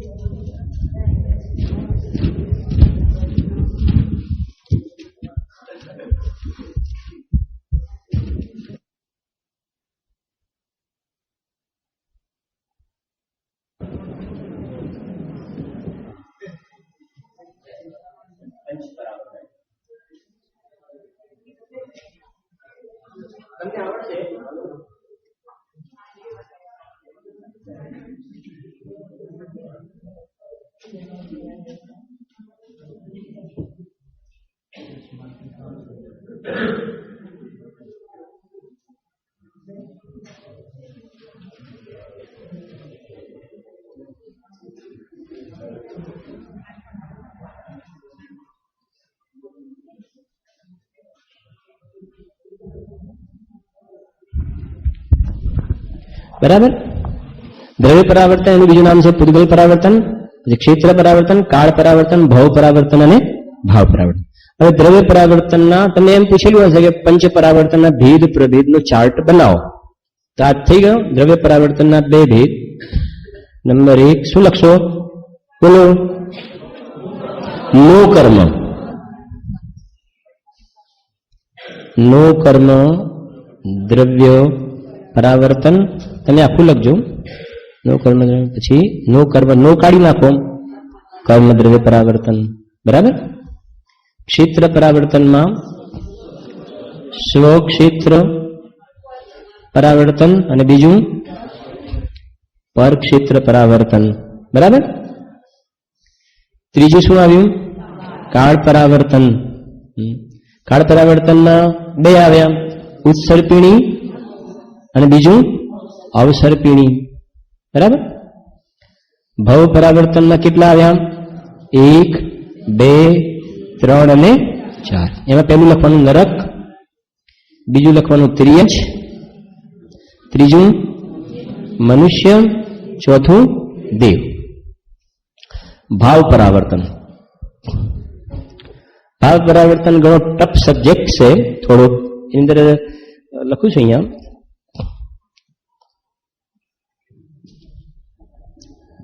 યોગ સ્થાન, યોગ સ્થાન,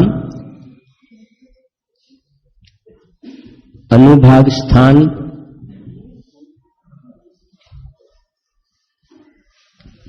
કસાય સ્થાન અને ચોથું છે સ્થિતિ સ્થાન. 4 છે.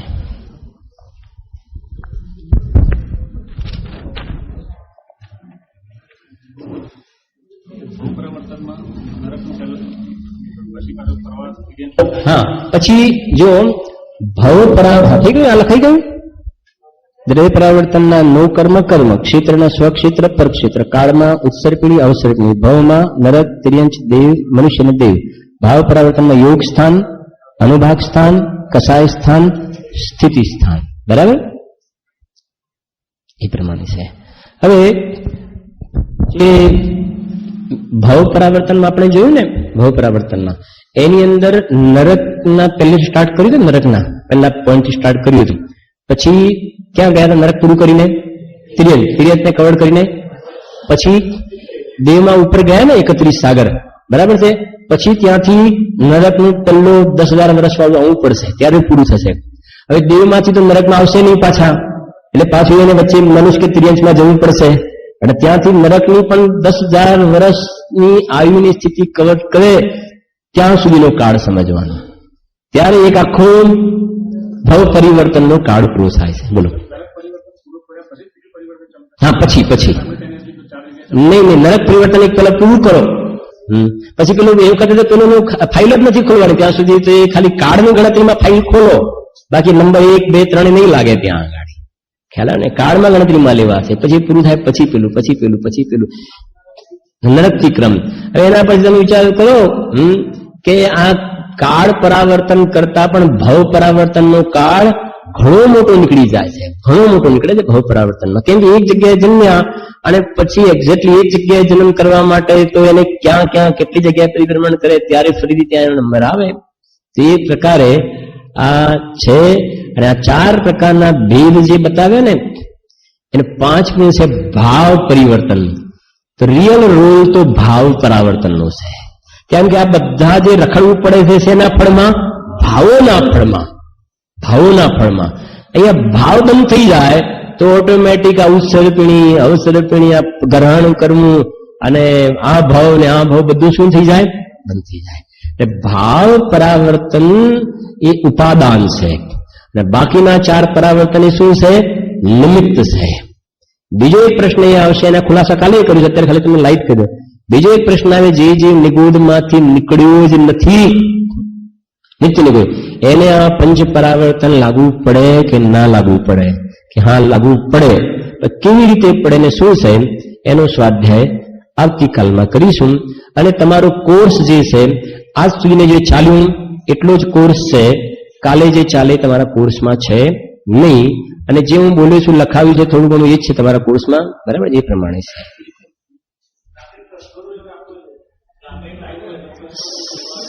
સાંજે બધાને થોડુંક, હા, એ કેવું છે